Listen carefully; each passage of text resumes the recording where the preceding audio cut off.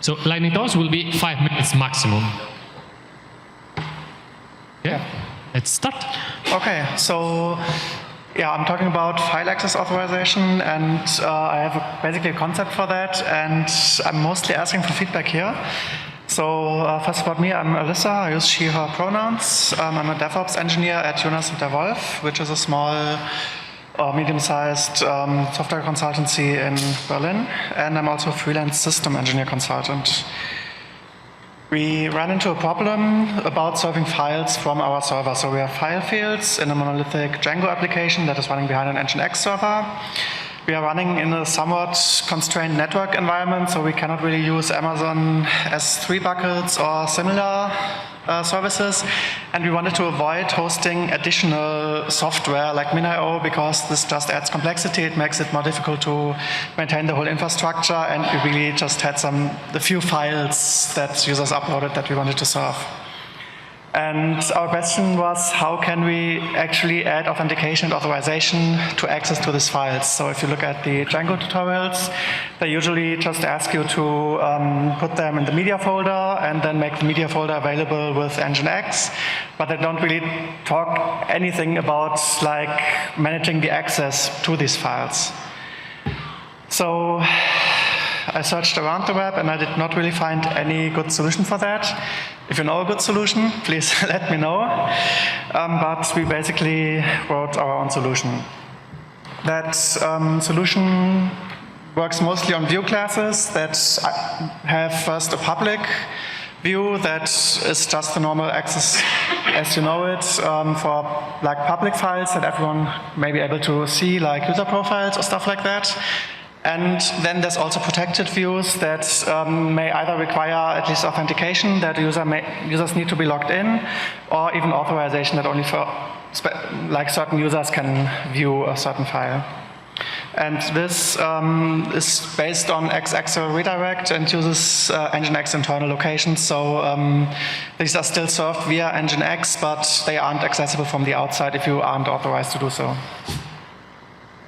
We have protected file fields, which are subclass of file fields that use a mix-in. They basically are aware of the links where to find the view that is related to them. They can be integrated with all the other features, and they are the point where access properties and other things can be configured about the views.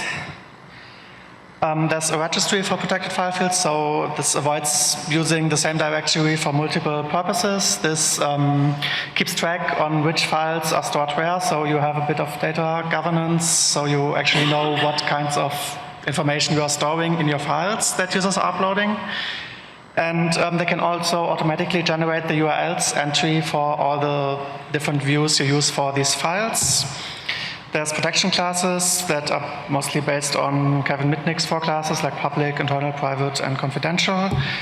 There's an automatic generation of view classes, so you don't really need your developers in a team to manage a whole bunch of views because most of them can be derived from just some properties of these protected file fields.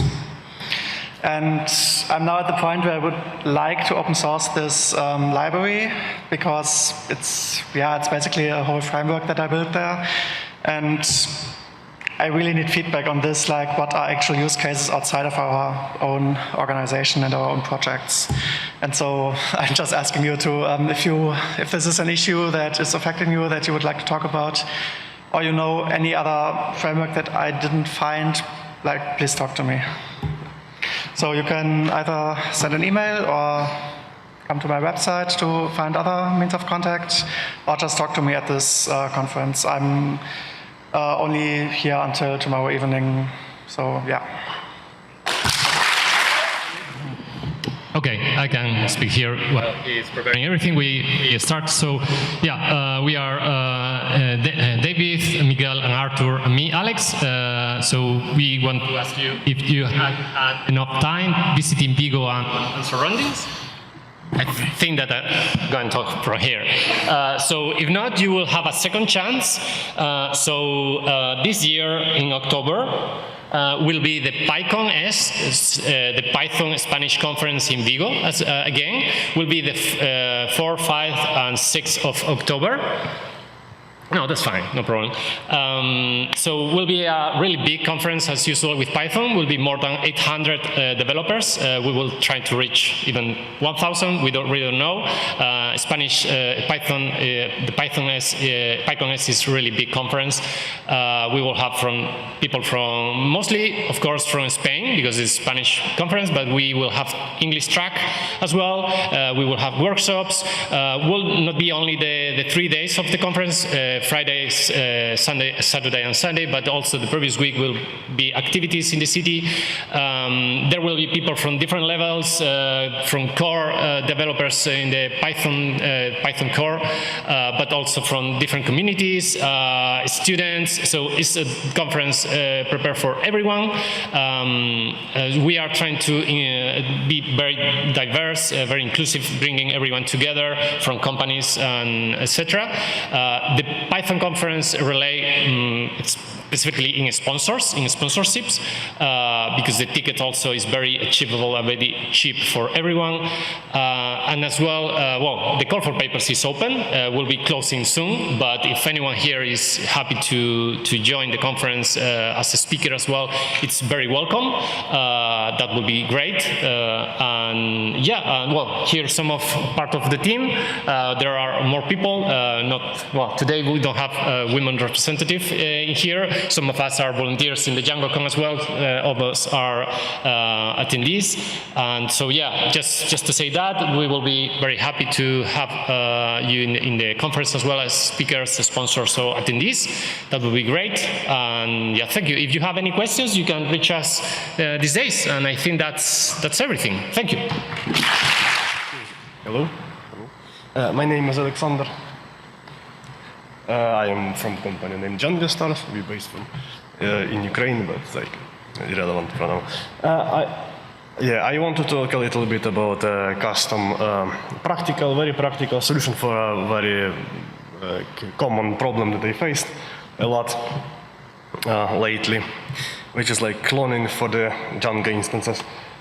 There is like a few solutions online on the GitHub that I found, and I also seen the custom solutions that I wasn't satisfied, so I built my own. So for me, the main requirements was the solution must provide automatic way to walk over all of the instances that should be cloned. That it should have a way to control how instances of the Django model is actually copied. Also, I need to specify what exactly relations I need to clone, and it should be also reusable. There is more in-depth technical explanation on the HackerNoon about all of the solutions that I made and the reasoning for that, and there is also a Python library that you can check on the GitHub. So a little example what I mean by cloning. Cloning, it's like just copy object to another object, and for me it was very often I needed to copy like for example, actually. Okay, I can see. Like if you have like a product and some like characteristic for the features for this product, you need to copy like product and all of the features for that. And sometimes you need to change like title, change some, automatically change some like properties of the set instances. So what I made was like a library that actually have ability to fetch all of the data. Like if you have one product and a bunch of related instances, you can like specify a simple config for that. Like if like on the clone on the config, it's like it will be related name for this like related instances. So it's like if it's a characteristic, it's characteristics. It's like whatever you want. You can also specify very simple. I don't know if you see. Specify very simple how actually cloned instances can be changed. You can do it like in the code, and then you just like use the clone function, put the instance that you want to clone, config for the relations that need to be cloned, and this like class that you use to specify customize the cloning process, and it will make a new instances for you. So yeah, that's basically it. Yeah, you can check the library there. You can check the technical explanations and the reasoning for the technical solutions there as well. As part of this library, because I needed a way to walk over the relations, it actually also provide the interface to like iterate over all of this structure, so you can iterate over product, over all of this like characteristic and so etc. So yeah, thank you very much. Hi everyone, my name is Martin and I prepared a fast talk about user journey.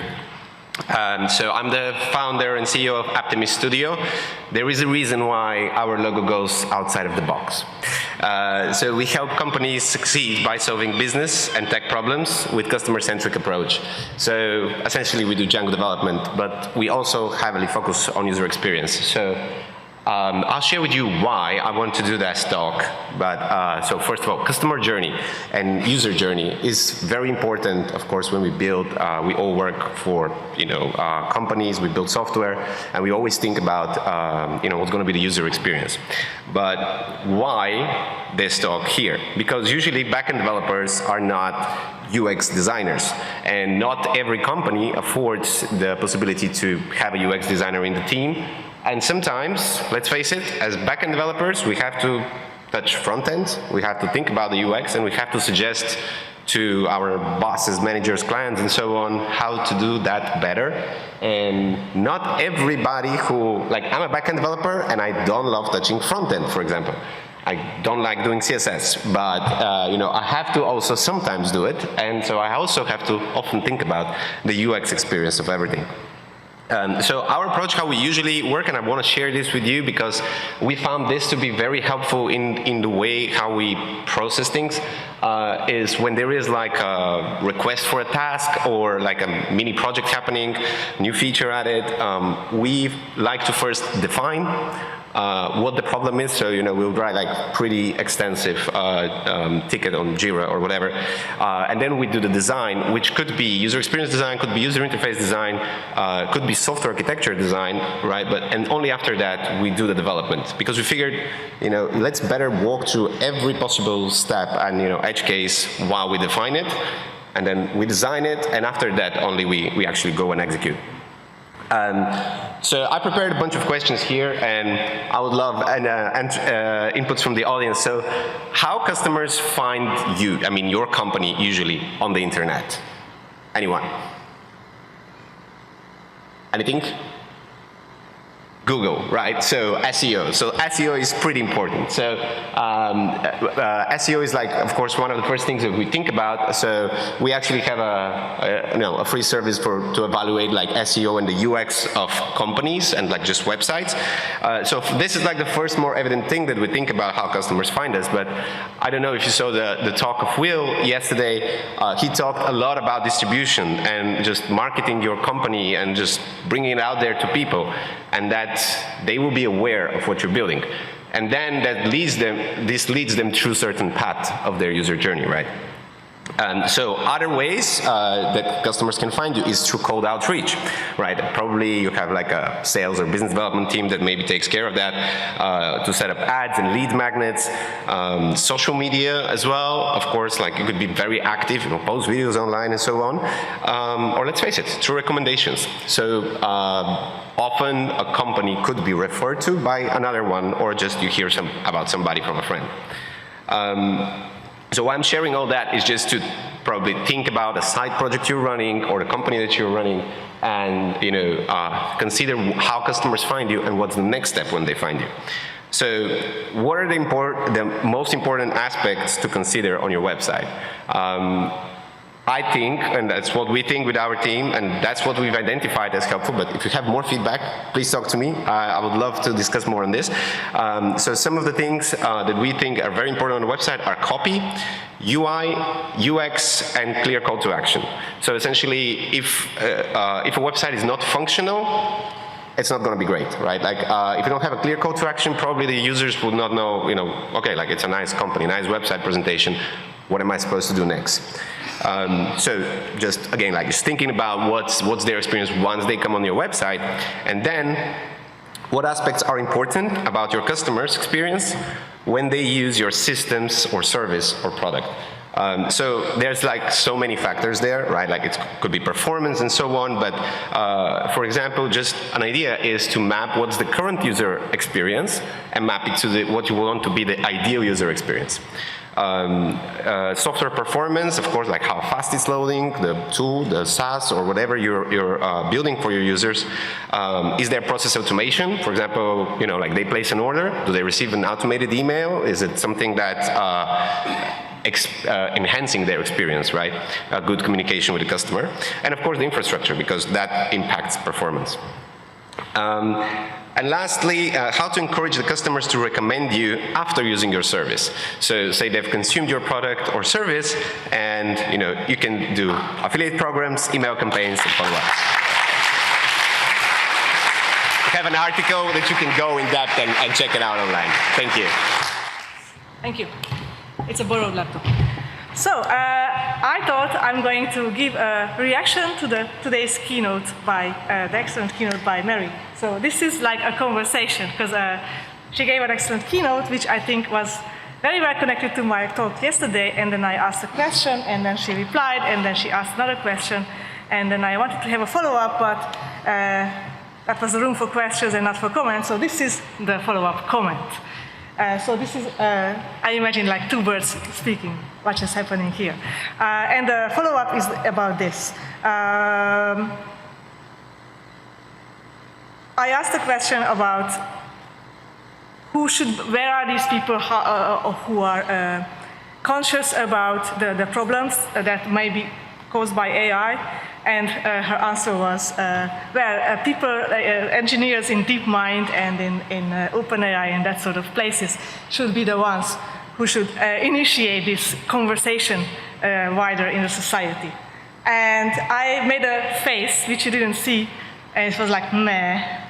Because the problem is, in my experience, these engineers, smart engineers in these communities like Google and other communities are smart, but not all of them think like this. So there are two kinds of developers: people who want to just build something, and they don't care about how that will be used. They are just interested in the technical challenges. Like they want to build a bridge, and they don't ask, why are we building the bridge?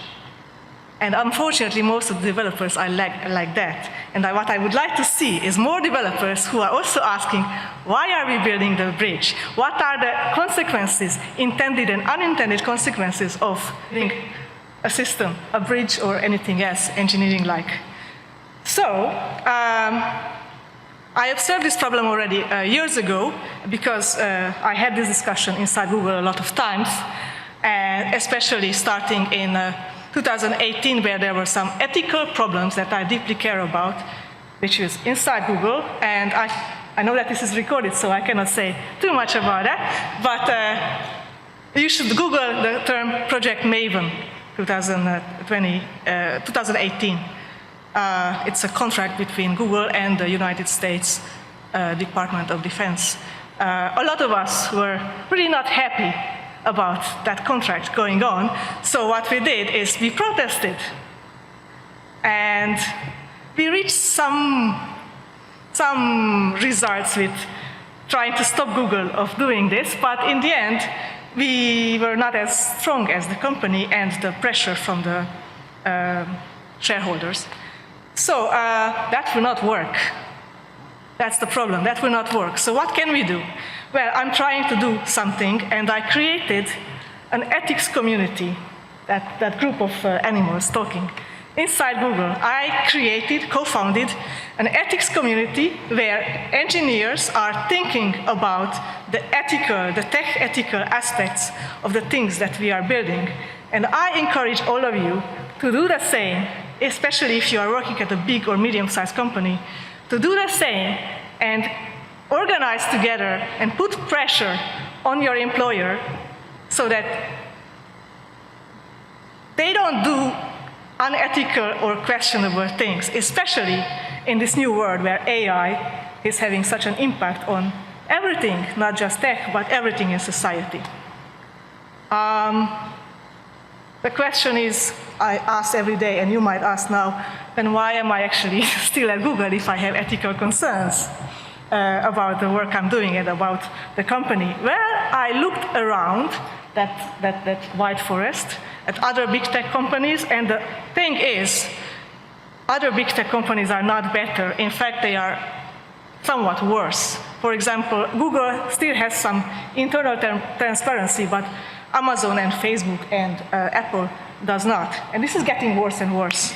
So the next question is the last one. Why am I in big tech in general? I mean, small tech is not affected that much about these problems. So I'm at this crossroad, and I'm thinking about this a lot. And I guess I don't have a good answer to that one. I'm staying at Google because it's still nice to be there. I mean, they are excellent people. They are interesting technical challenges. But there will be a day when I'm going to take the other path. So thank you for sharing. Thank you for allowing me to share this. Hi everyone, I'm Raffaella. This is the first ever DjangoCon, and this is the first one I'm be a speaker, so I just want you to be supportive. And thank you. Have you ever wondered to contribute to Django? Because I actually just want to, but how? Where did I start it? What should I ask? How can I do this one thing?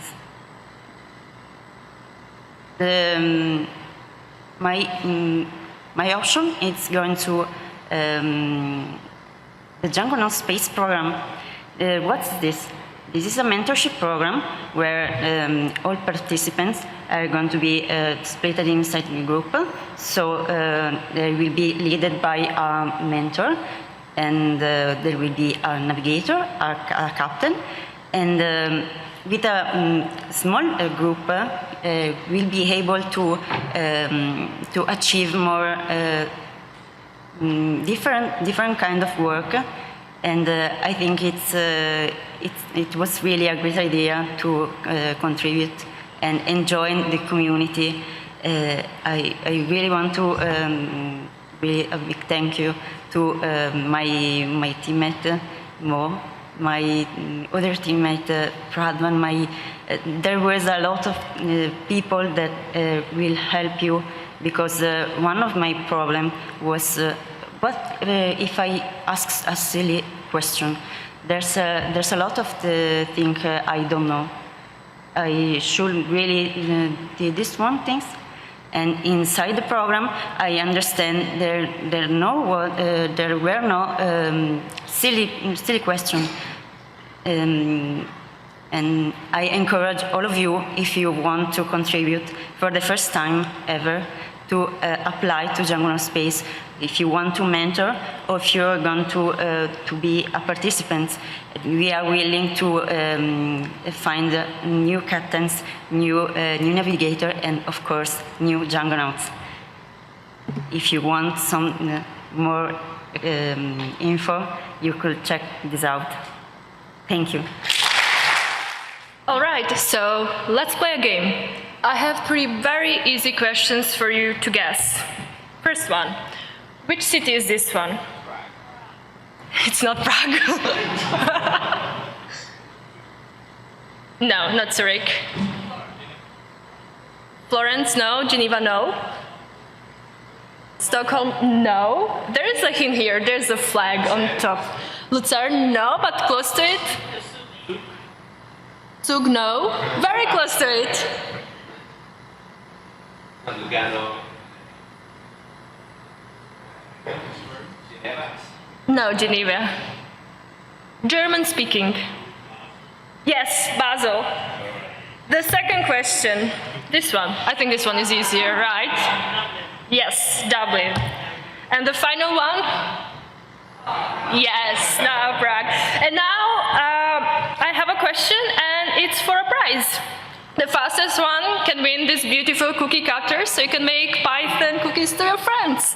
So pay attention. What do those 3 cities have in common? Okay, I've heard the right answer, but I have no idea who was the first one. Who was the first one? Someone there? Okay, congratulations.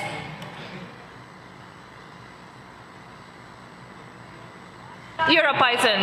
So these 3 cities are the cities that hosted the last 3 editions of EuroPython. And this year it happens that EuroPython is again in Prague for the 23rd time.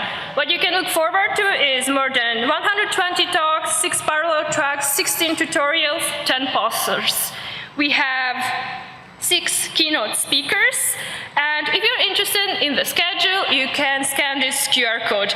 This is a preview we have created only for DjangoCon, so please do not share it, but if you're interested in the schedule, I will leave it here for a few seconds, so you can go and check out all the amazing sessions we have. And this year, we have one celebration at EuroPython. We are celebrating 10 years of Django Girls.